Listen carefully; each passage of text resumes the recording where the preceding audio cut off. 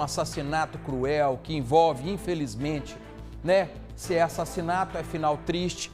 E é um mundo, sabe, que eu vou ficando assim com o coração apertado de tanta maldade, de tanto ódio, de pessoas que são descontroladas. E no centro dessa trama tá esse aqui com carinha, de bom moço, com coração gelado, uma pessoa cruel que foi capaz de matar a companheira e a própria filha. Um crime chocante. Aconteceu na cidade de Mariana, aqui na região central do nosso estado, né? Quem que é esse homem? É o Felipe. E que tem que ficar atrás das grades, e eu já falo imediatamente, para o resto da vida. Cumprir uma pena pesada de feminicídio que vai contra a companheira, a ex-esposa, a ex-companheira e também contra a própria filha. Gente, é algo assim impressionante. Esse homem teve a coragem de matar a esposa e a filhinha a golpes de facão dentro da própria casa em que todos viviam. Ele simplesmente perdeu o controle numa história de que teria supostamente encontrado algo em relação à companheira, falou em traição, partiu para cima da companheira, partiu para cima da filha, sabe? E depois, quando a polícia chegou ao local, no primeiro momento ele ainda quis dizer o seguinte: não, alguém entrou na nossa casa, eu não sei quem é, e matou, eu estou desesperado. Ele não estava com facão mais. E onde os corpos foram encontrados, e eu quero trazer um detalhe para o senhor e para a senhora também. Quando os policiais chegam a essa casa, encontram uma cena assustadora. E sabe o que é mais difícil ainda? É que mãe e filha estavam e foram encontradas no fundo do terreno, num quintal que tem lá, abraçadas. Foi a última reação dessa mãe para proteger a própria filha contra esse monstro. Mãe e filha foram encontradas abraçadas. Era a mãe tentando proteger a filha. Mas esse monstro teve a coragem de golpeá-las usando um facão. Não dá pra gente, sabe, assim, perder o fôlego. Eu vou pedir uma reportagem do Gabriel, ele esteve na cidade de Mariana, vai trazer cada detalhe do que aconteceu, a entrevista com o capitão da polícia, né, que esteve no local, vai trazer também um pouco do relato de como era a relação desse casal, a morte de... Gente, é uma criança, né? Bebezinho, próprio filho, pelo amor de Deus. Vamos à reportagem, porque é nessa hora que eu fico indignado, é nessa hora que eu peço por prisão, é nessa hora que eu falo que a justiça tem que pegar pesado, é nessa hora que a gente tem que falar que um crápula como esse, um monstro como esse, tem que apodrecer atrás das grades. Atenção nos detalhes, porque é de arrepiar, sabe? É de arrepiar. Isso aí não tem nada por dentro, não. Isso aí é oco por dentro, não tem nada. Então que ele apodreça atrás das grades. Vamos à reportagem. Larissa, de 25 anos, e a filha, Maria Fernanda, de apenas 2, foram mortas com golpes de facão dentro de casa. O assassino confesso das duas é o pai da menina e companheiro de Larissa. Segundo testemunhas, o criminoso primeiro tentou agredir Larissa, que, desesperada ao ver a filha chorando muito, pegou a menina no colo. O objetivo era fugir daqui em busca de socorro para as duas. Mas não houve tempo. Elas acabaram sendo atingidas por diversos golpes de facão e morreram juntas. As duas foram encontradas abraçadas em uma área de mata que fica nos fundos do terreno. Quando os militares chegaram aqui, foram recebidos pelo autor, mas sem saber ainda que ele era o responsável.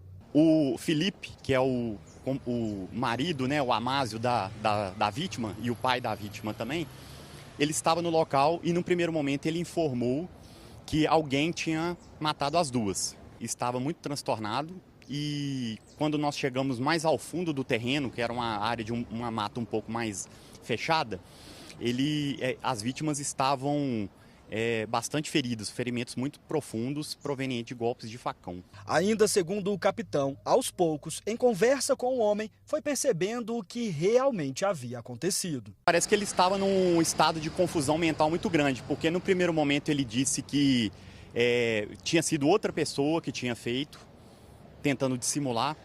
Depois ele falou que fez isso porque descobriu um caso extraconjugal da companheira. Aí nesse momento a gente já não teve dúvidas. Confessou o que fez? Sim, inclusive pouco após a confissão, ele nos informou onde estava a arma branca que ele utilizou no crime, né? O facão. Onde que estava, capitão? Estava no terreno ao lado, que ele jogou no muro da casa vizinha. Ou seja, ele achou que jogando para o lado, talvez ele se livrasse ali da eventual prova do crime. Eu acredito que no primeiro momento ele tenha pensado em dissimular, só que a situação ali foi tão opressora para ele que ele não conseguiu sustentar. No dia anterior, teria inclusive trocado agressões com o suposto amante da companheira. De acordo com a versão dele, no dia anterior, ele envolveu numa briga com um homem que seria a pessoa com quem a companheira dele estava se envolvendo, estava tendo um caso extraconjugal.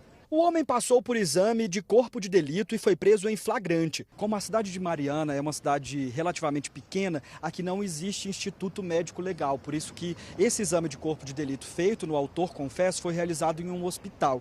Por isso também que os corpos de mãe e filha, da Larissa e da Maria Fernanda, foram encaminhados para a cidade de Itabirito.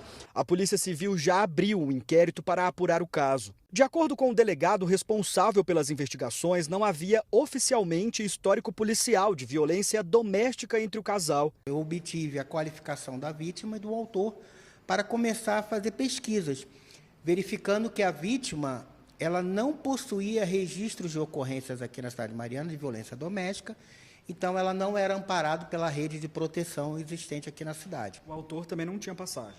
Aqui na cidade também não, entrei em contato inclusive no fórum com a juíza de direito, que é responsável pela matéria de violência doméstica, e ela me passou que não tinha nenhum processo criminal aqui na cidade de Mariana. O suspeito ainda será ouvido. Todo o flagrante foi lavrado na cidade de Ouro Preto, onde é a delegacia regional nossa. Agora começam as investigações. Tenho 30 dias para elaborar o relatório.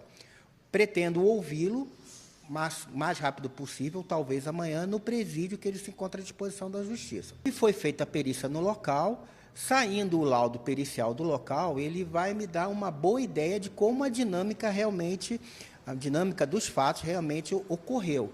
E isso vai ser fundamental para a elaboração do relatório, que vai fundamentar uma futura denúncia por parte do Ministério Público que inicia o processo criminal. Ele deve ser indiciado pelos 2 assassinatos com uma série de agravantes. A autoridade policial que lavrou o flagrante entendeu, a princípio, a existência de 2 feminicídios, contra a Larissa, o 121A, e contra a criança, o 121A, parágrafo 2º, que é quando a vítima é menor de 14 anos.